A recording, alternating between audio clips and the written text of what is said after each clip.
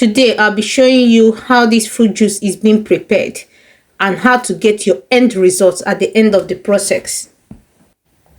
When it comes to looking fresh and healthy, the importance of fruits cannot be ignored. My name is UJ Love One. I love fruit so much, and that's why making fresh fruit juice has become my everyday routine.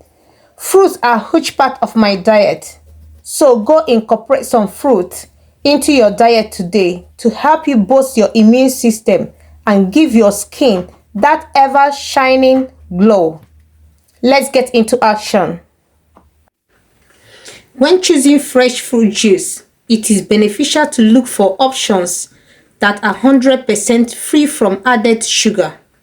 This is because added sugars can lead to weight gain, diabetes, and other health problems. In this video, you can see all the items I use in making this smoothie, which are listed in the description box.